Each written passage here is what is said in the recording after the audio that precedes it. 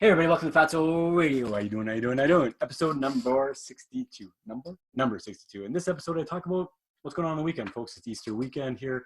Good Friday tonight. What are we doing for the weekend? What are we eating? What are we doing? What's our family up to? What's it like what's it like during all these crazy times of COVID-19? How to stay safe, how to stay healthy, how to stay connected.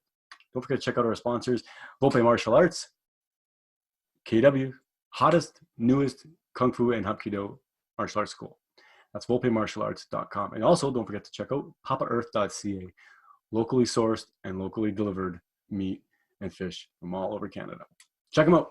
Lily, take it away. Fatso Radio. Hey, everybody. Welcome to Fatso Radio, episode number 62. That's right, 62. Let me double check. 62. 62. That means that I've been doing this for 62 weeks, and thank you for joining me. Whether you've been joining me every week or whether this is your first time, thank you for joining me. Again, Fatso Radio. My name is Carlo. It's my pleasure to come to you every single week. In a nutshell, folks, my journey has been weight loss. It's been with cancer. It's been with just health in general. It's been through exercise and fitness and different things like that. But basically, I lost a ton of weight. I'm trying to keep it off. I'm trying to help other people doing it. And I did it by turning to something that I didn't really know I could turn to for years and years. And really what it is fat, right? Ketogenic, high fat, low carbohydrate, low starch, low sugar diet is what did it for me. And after the ketogenic diet, basically now I'm on to a carnivore diet, which is essentially the same, not the same, but very similar. In times I'm in ketosis, but other times I'm not in ketosis. So let's get right to it, folks. Episode number 62. And again, it's maybe a fortunate of mine, but I love coming to you every single Friday. I love coming to you on Fridays because it's kind of a wrap up of the week. It's kind of a hello to the weekend. And I really get to just say thank you and trying to give as much love as I can. So let's start out, folks. Happy Easter. Happy holiday weekend for all the people that are celebrating all over the world. There are many different holidays this time of the year and every time of the year. But whoever is celebrating this weekend, a very heartfelt, celebration to you. Happy, whatever it is. I hope you enjoy your time. I hope you stay safe. I hope you get to partake in some of the traditions and some of the routines and some of the, traditions that you normally do. I hope you can take advantage of as many as you can, still while being safe. I grew up Christian, Catholic, and so Easter was a big thing for us. We, for the religious part of it, but also for more than that, more than the religious, for me at least anyway, it was more than the religious element. It was the family, it was the cultural, it was a society, the really gathering, the community base of it for me it was anyway. And more than the community is really the family, right? Every Easter season was a big deal. From Lent we would start and we would give up something, or the idea is to sacrifice something, or to essentially fast. A lot of people do kind of different elements of it, but the idea was to give up something. So for 40 days before Easter, Lent, we would give up something as kids. So it was either candy or sugar, or oftentimes we wouldn't eat meat even. Definitely on Fridays we wouldn't eat meat during Lent. But it was a way to sacrifice something, right? It's supposed to be difficult to signify the trials and tribulations and the death and the pain and suffering that Jesus went through, right? So that's the whole thing. I'm not preaching about it. I'm not very religious at all, but that's what it is. And it is definitely a really big part of my growing up, still a big part of me.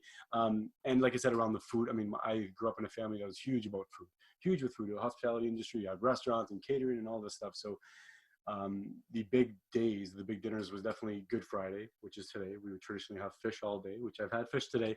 I didn't have bacala today, which is definitely probably one of the first years in a long time. Bacala, if anybody doesn't know, is basically Italian salted codfish, right? They salt codfish to cure it, preserve it, dry it, and then you take it, you soak it in water, reconstitute it, cook it, and it's amazing. It's delicious. So it's codfish essentially. Salted cod has a special element taste to it, and it's very traditional. So I would traditionally cook that every Good Friday. I didn't today because it would be basically just probably me and my wife eating it. The kids don't really eat that, but I did have fish today. I had some shrimp, I had some oysters. So keep it in the theme of usually eating fish on Good Friday. But like I said, Good Friday was a big dinner. I mean, although we are technically supposed to be sacrificing and technically supposed to be sort of fasting in a way, we wouldn't have meat. We would still have Good Friday dinner, and it was always a big deal. And I'm pretty sure I talked about this last year at this time, but it's such a big deal for me, and it's such a big part of my growing up and my family and my culture that it's worthy to talk about. Saturday was pretty much a day of just more of the religious day. I think it's supposed to be more solemn, more quiet. And then Sunday, of course, Easter day, we would do the eggs with the kids, and then the chocolates and all that stuff. We would go to church, of course. But and then traditionally on Christmas, or sorry, traditionally on Easter Sunday is when we would have more of a traditional kind of Western meal, Thanksgiving Thanksgiving type meal, but Easter meal. So we would have turkey, we would have ham, we would have mashed potatoes. A lot of different cultures have things like lamb, rabbit, things like that to signify spring, the new beginnings and everything. So, and I definitely want to talk about that with Easter as well, because it is a time of the year that most people, or oftentimes people talk about new beginnings and new life, and that's essentially what Easter is, right? From a Christianity standpoint, it's the new beginnings when Jesus came back, right? So again, not to get too religious about it, but this is the season. This is the time that we need to talk about it. If you are religious, think about it. Share your stories. Even if you're not religious, it's good to know about it. It's good to learn the stories because they have lessons, right? All of these stories that we have, all of the everything, the Bibles and all the holy books, it's meant to teach us things, right? Before there was school, there was the holy books. So, not getting too far into Easter, the Passover was yesterday, I believe, as well. So happy Easter, happy everything to everybody. And I just want to kind of get into things about what to do, or my ideas, I guess, about this weekend and what I'm thinking about. And the first thing is definitely about staying safe, right? With coronavirus, COVID-19, whatever you want to call it, C-19, going on, everybody is told to stay indoors, and everybody's told to kind of socially distance themselves from other people. And I understand it totally, right? So let's do it. And this time of the year is really tough. It's extra tough because this is the time that you would normally go to your grandparents' house. This is the time you go to your uncle's house, your aunt's house, or you would have them come over to your house if you're lucky enough to host them. My God, it's amazing. This is the time of year you'd have them. So it's difficult. It's really difficult. If you have the urge to go visit your family of 50 people, 100 people, just don't do it. I know there's nothing that'll ever convince anybody 100%, right, that this is exactly what we need to do, but you're not going to be hurting yourself anymore, right? And it's a good idea to take the village approach, because it takes a village. And when I always say that, and everybody always says that, and I believe it, it takes a village, and it takes a community, a city, a town, a province, a state, a country to always work together to get through any disaster, right? To get through any tough times. And this is something that we've experienced things like this in the past, right? Not exactly, but we experienced things as a people, and we've bonded together, we've bound together. And when we do get together, like 9/11 moment, people are kind of using this as or saying this is similar to, not similar, but a moment like 9/11 was a moment. And this is, people are going to say, where were you when this happened? What were you doing in 2020? What was like the beginning of the year? And it's crazy. We're all going to remember this. So stay safe, folks. Stay inside. Not necessarily stay inside, but stay to yourself, of course, right? Stay to your immediate family. You and your family are sharing your germs and everything, and that's great, and your viruses and everything, and that's good. And you guys are, as long as you're healthy and happy, stay together, of course. But the idea is not to share, not to do those regular family outings that we would do. So that's tough. When you're going to stores, be careful, right? If you don't need to go to stores, I see a lot of things on Facebook, and I want to mention, I see a lot of things online where people are just freaking out, right? Saying, oh my God, I've seen all these people. Okay, I haven't seen too many people, but I haven't been out, right? So I'm trying to follow, I'm trying to be compliant. So I haven't seen that many people out, but when I did go, once I actually did go to the grocery store, and I kind of just turned around and went back home because there was a huge lineup. And I'm thinking, whatever I did need, which I thought, sure, I needed. I didn't really need it, but I thought it would be a good time to go. Well, I definitely didn't need it. And this is a good time to remind us, it's a good time to kind of reevaluate, what do we really need, right? What do we need? What do we need? And what do we want? And what are we used to having? And what are we used to having for so long that it now seems like a need? I'm not talking about that. I'm talking about, what do we need, right? You need a roof. You need clothes. You need food. And you need a healthy lifestyle, right? Some people also say you need medicine, you need all this stuff. And yes, you do need medicine, you need hospital, you need healthcare. But if all of our needs were taken care of, and if they were taken care of in the right, proper way, right, we wouldn't need as much healthcare as we have. We wouldn't need as many, quite honestly, we wouldn't need as many gyms out there. We wouldn't need as many coaches out there. Me included, you wouldn't need me, right? We wouldn't need guys like me yelling and saying, hey guys, there's another way, try this, there's a hack. We wouldn't need that, but we do need that, and I need it. And if you're listening to this, maybe you need it. And if you know someone that can take advantage of this and it can help them, share this information. Again, folks, so stay healthy, stay safe. Like I said, if you're not going to the grocery stores that often, that's good, you're staying home. And if you do go for the essential things. If you're gonna go, don't go crazy and buy $50,000 rolls of toilet paper because you're pretty stupid if you do that. But if you're going to go buy 3 roasts or 4 roasts, you know, or 2 turkeys, there's nothing wrong with that. People do that on a regular basis. Be smart. Now is the time not to waste money on a TV dinner, right? Now is time to not waste money, to spend money on a big piece of meat that will give you 50 TV dinners or the equivalent of 50 TV dinners, right? Buy a turkey. You can eat that turkey essentially all week. Then you're going to have soup for another week or 2. Then you're going to have all these kind of leftovers. So do that, right? You know, like I said, stay safe with this grocery store. Only go when you need to go. And I know it's tough. There's a lot of people out there, you know, and there was a time in my life where I did this more often, but there's a lot of people out there that like to go to the grocery store on a regular basis, like every day, right? And I know that's more than just a habit for a lot of people. For a lot of people, it's a healthy choice because they feel like they're eating healthier food, more fresh food. You're not wasting. So there's a lot of benefits of going to that market approach where you're just going to go for a walk to the market every day or to the grocery store or whatever. I get that, right? Now is not the time to do that. It's not. Really, this is not the normal time of the year to do that anyway. It's March, it's April, it's cold. I'm in Canada. It just snowed 2 days ago. I'm looking because I'm in my basement. I just look out the window. It just snowed 2 days ago. It's probably going to snow again, right? We didn't go to the grocery store every day. There was no grocery store 100 years ago or 200 years ago or whatever it is. But we wouldn't have gone to the market probably every day. Definitely wouldn't have gone to the market every day. I remember my grandmother telling me in Italy when she was growing up, right, in the teens, in the 20s, and the 30s, that they would go to the market once a week, right? Tuesdays, mercato, right? Mercoledì, no, martedì, sorry, martedì, mercato. So, and it was such a thing. So you would never go, especially, would you go in the winter? No, and there's no market in the winter. You would get your meat and you would get your vegetables and your fruit that you could preserve and pickles and whatever you need to do. And you would do that. And you would do that in the fall. Because, why? Because you need to last through the winter. And that's why, again, curing meat, curing fish, salted fish. What perfect analogy or what perfect example than to talk about the bacala that I talked about. Every Good Friday, traditionally, we would eat bacala, again, salted codfish, right? And in Portuguese, they call it bacalhau. Basically, it's the word for cod in Italian is bacala. So it's, but it's like the reason why we still eat it today is because that got us here, right? We would have that through the winters, right? Not just we, but my people's people, everybody's people, the people who've used salt to preserve food. Everybody on earth virtually who had access to salt eventually used it to preserve food. So that's exactly what it is.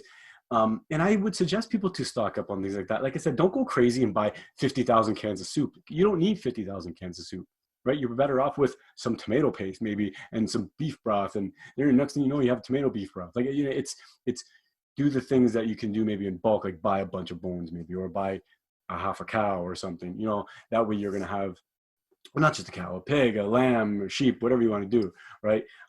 It's buying in bulk, and it's, you know, this is a good kind of a segue to go back to, or what I want to talk about is like, this is a good reminder for everybody to not necessarily to tell everybody to go back to the old ways. This is a good way, or this is a good time, you know, reminder to bring light to people, to bring to light to the idea that, hey, this is what we did. You don't have to be that person that goes and dries your own meat. No, you don't have to be the person that goes and makes your own bread. No, but you can be. You can be it very, very easily, right? So grab some pork, grind it up, mix some salt in it. That's all you need. If you remember, I forget what episode now, I gotta look back, but episode with the folks from Meet the Butcher, okay? Nick, you gotta listen to that episode. You use salt and you use pork and you put it in casing and you hang it, and that's it. You can do the same thing with beef. You can do the same thing with lamb. You can do the same thing with any single animal. You can do it with fish. You can do it with birds. You can do it with whatever you want. The key ingredients, you need a protein, flesh, and you need fat, right? You need a little bit of both, and you need salt. That's all you need.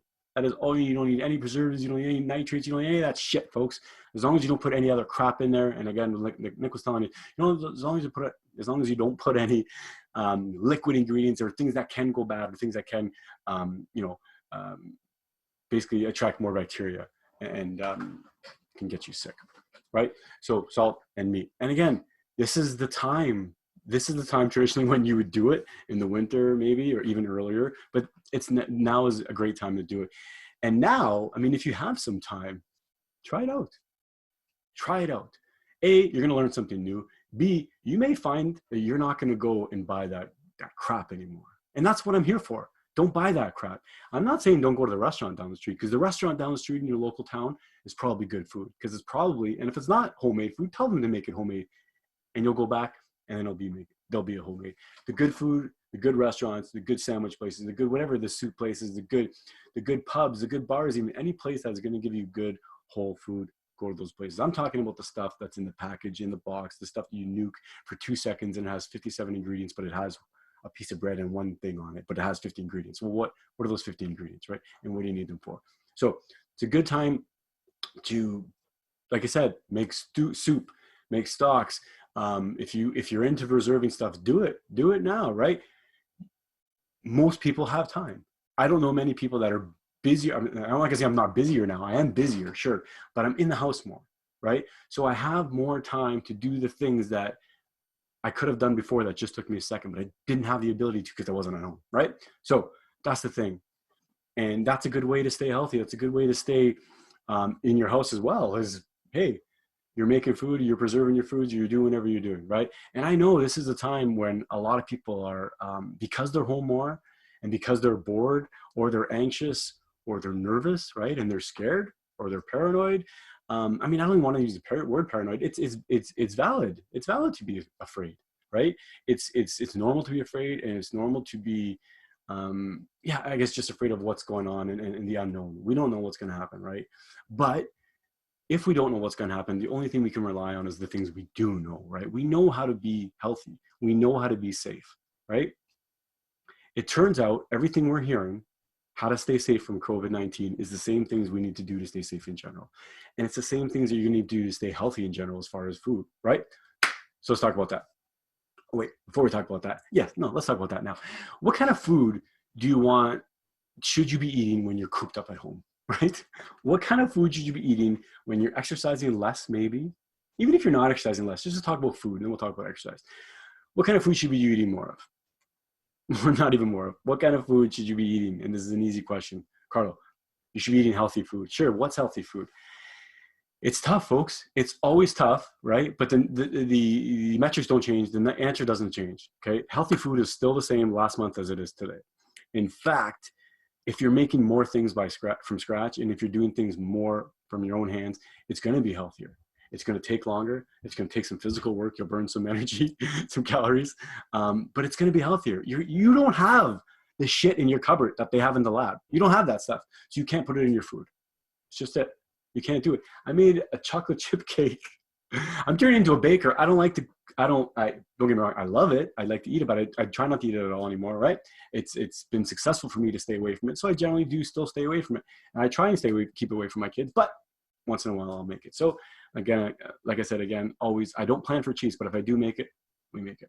I didn't have any chocolate cake this time, but I made chocolate chip cake, whatever it was, just a very simple vanilla cake, and I put chocolate chips in it. The kids loved it. It's like their favorite dessert ever, right? It was so simple, and I'm laughing as I'm making it. But I see the double-edged sword of it, right? Because my kids were so happy when I made that cake for them. The joy, and I get that. Like, I grew up in an Italian family where we cooked 24/7, and everything we cooked tasted good. We're not idiots, right? We didn't make shitty food. Everything we cooked tastes delicious. So the kids, if it's good food, you're going to eat it. You're going to like cookies. You're going to eat good food, bad food, everything you're going to eat, right? So I get it, folks. And I get it if you're bored, and I get it if you're stir crazy, you're getting a little cabin fever. There's a lot of people baking out there right now. There's a lot of people making cookies, right? But I'm trying to encourage you people to do the other things as well, right? To make the sausages, to do the roast, try and make some jerky, anything, just experiment. We're home, right? You know, it's funny. You're home. No one's going to barge in your door and disturb you. Now's the time to do whatever crazy shit you want to do. Think that as you will. But like I said, if you are going to bake, like I said, I've been baking a little bit more than I'd like to. But it's, like I said, it's homemade ingredients. It's butter and sugar usually, and flour and egg, some salt, and if you're making a cake, maybe baking powder.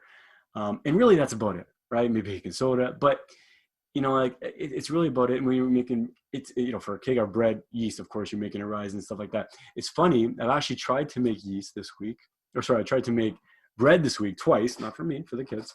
But I couldn't find yeast. I've had flour, but I don't have any yeast. So it's interesting. I'm talking to my sister. I'm like, what can I do? Can I just put a bunch of dough together, leave it outside, see what happens? Maybe. Who knows? We'll find some use. But the idea again is, like you said, homemade food is going to be better for you. Even homemade crap is better, right? Let's be nice for a minute. All those homemade desserts and all those homemade treats and all those pastries and everything, let's not call them crap. Let's call them amazing cultural gems that we've carried on through hundreds of years, millennia maybe, right? There's a time and place for everything, right, folks? I understand that. It's just those foods that are the highest in concentration of sugar are really hard to stay away from.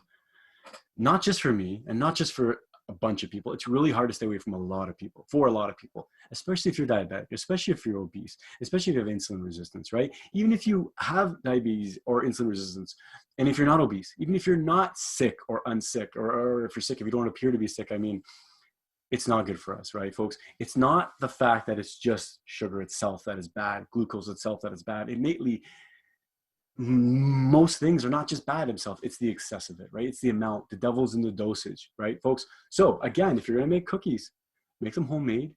Try to make them with not 20 pounds of sugar, right? And it's not the stuff that you buy at the store. So do things homemade if you are gonna make them homemade, or if you are gonna make them, like I said, make them homemade. And stay healthy, right? The last thing I want to or the other thing I want to say is with the whole COVID-19 thing, but also anytime, right? Anytime there's a scare of a health crisis, or anytime there's just a lot of stress around, anytime, I guess anytime that our health is vulnerable, right?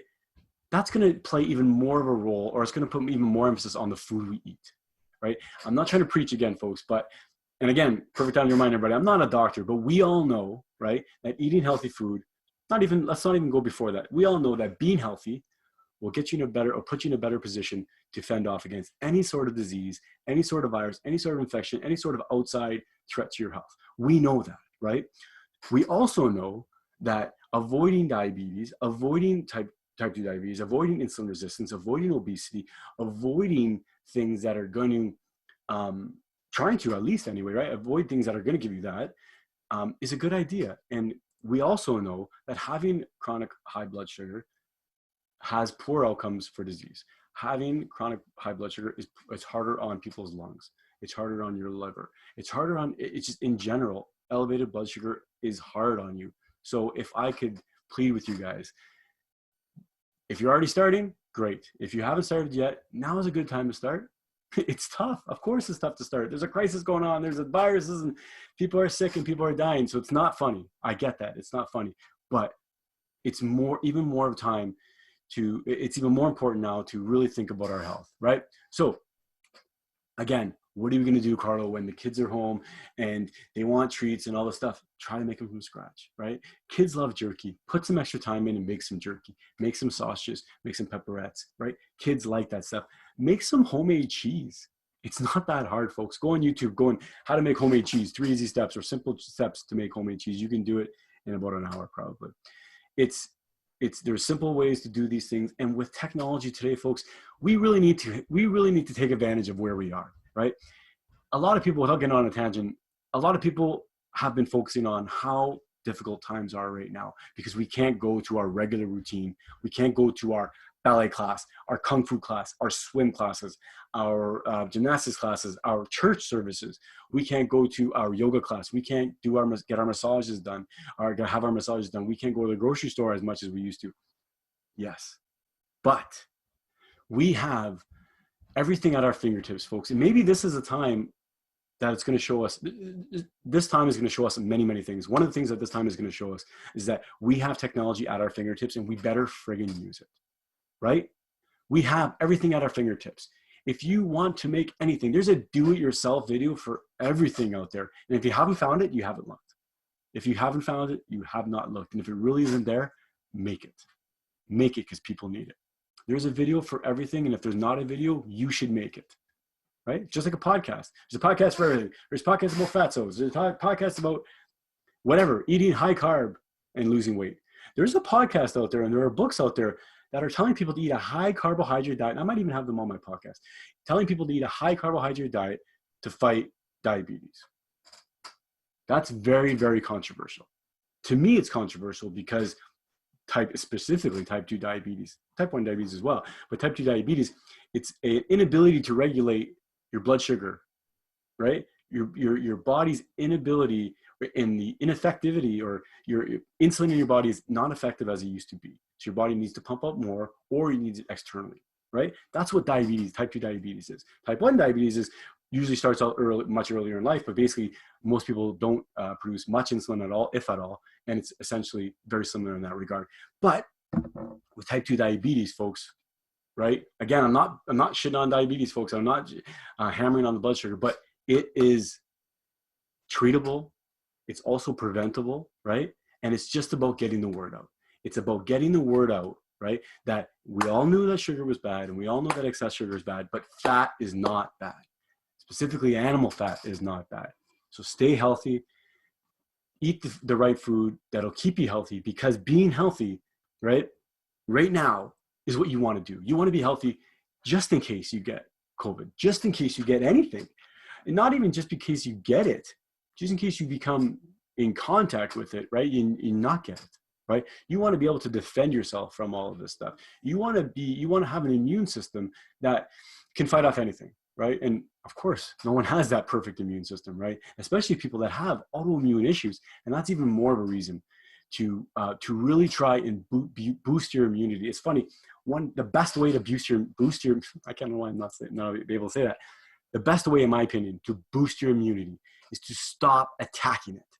To stop attacking your body with the stuff that your body doesn't like. If you have a reaction to gluten, don't eat gluten. If you have a reaction to sugar, don't eat sugar. If you have a reaction to certain types of foods and it gives you gas, don't eat it.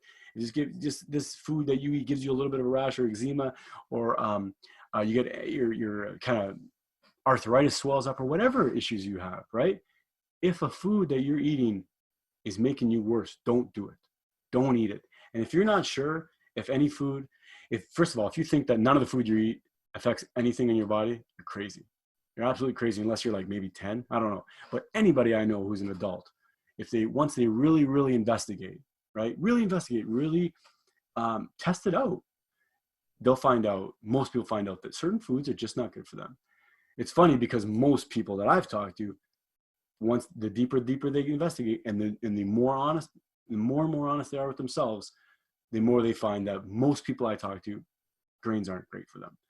Most people I talk to also find that fruit in excess is not that great for them. So try it out for yourself. Like I said, if you're not sure, at least, if any food makes you feel differently.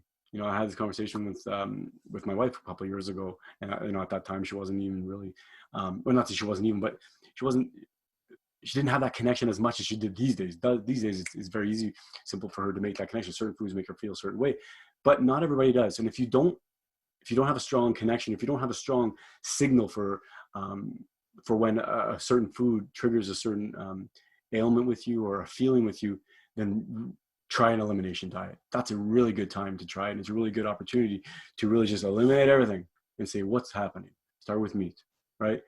You can do elimination diet, 30 days, just meat. 30 days, just greens. I don't know. I don't suggest do just greens, but you can do it. 30 days is not going to hurt you. 30 days of doing pretty much anything within reason, folks, is not going to hurt you.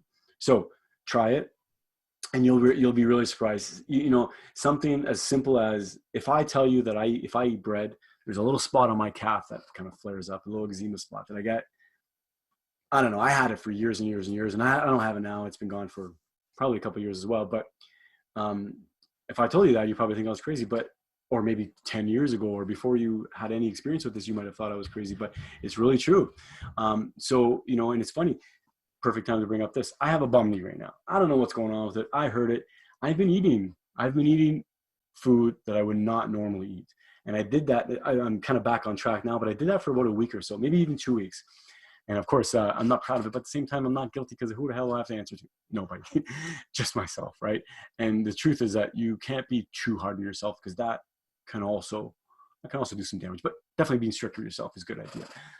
But I ate like crap for a couple of weeks, and I'm talking everything, right? Like I said, it wasn't planned. I don't plan my cheats out, but I just ate whatever, however the wind blew us, right? It was COVID, all things were going crazy. And you know what? I was doing some Kung Fu at home, and I think I don't know if I just hyperextended my knee or I just reached out a little bit too far, and now my knee is swollen. I did something, I tweaked it.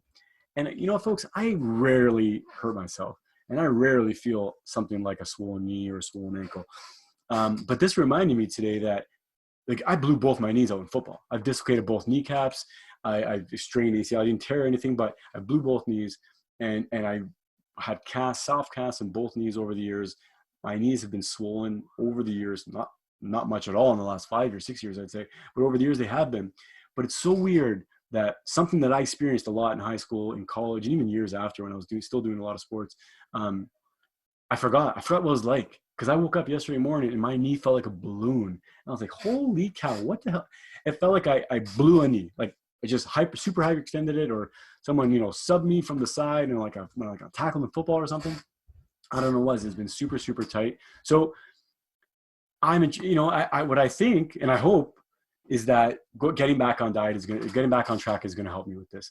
I know that when I'm on track with the keto and the carnivore diet, my inflammation is way down, right? Now, the thing with an injury is that you do need inflammation, right? You need acute inflammation temporarily. You don't want chronic inflammation. So what I did here to my knee, it's really swollen, right? And what I'm hoping is that getting back on track will help it heal. I'm not going to say that this diet or going off my diet hurt my knee, but maybe I'll get into that a little later. I do have a crazy theory that when I'm off track, I don't feel like my body mechanics work as well. I don't feel like my joints work as well when I'm off track. I don't feel like my joints are as stable, I guess is the word. I feel like they would hyperextend a little more, and I feel like they're not as strong. And I if I had to guess, that might be what happened to my knee the other day. But anyway, it's going to get back to normal. I'm still doing my squats anymore. It's a pain in the ass to do squats with a bum knee. But it's okay. I'm making do. I took one Advil. It's probably been a couple years since I took an Advil, but I took an Advil and it seemed to help a little bit. So I think I'm good. I do have to raise it up. I've been sitting at a desk for for a couple of weeks now, definitely the last couple of days since it's hurt. So I have to raise my leg as well. But nonetheless, I think getting back on track as far as a low carbohydrate diet rather is going to be helping me to get back in shape, to get back in not shape, but back my knee back to rehabilitate it and to get back into regular life. Because I got to kick boards, I got to kick the bag, I got to kick the pads at Kung Fu, and I'm not stopping because I love to do it, right?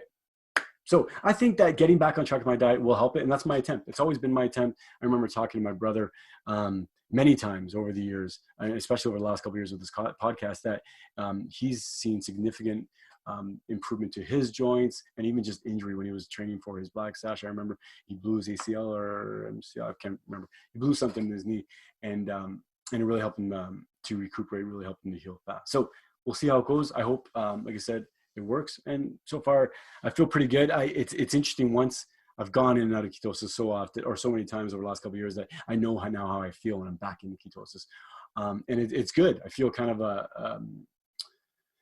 not energetic, but I feel kind of awake. I feel kind of a cognitive, like I feel clarity, I guess.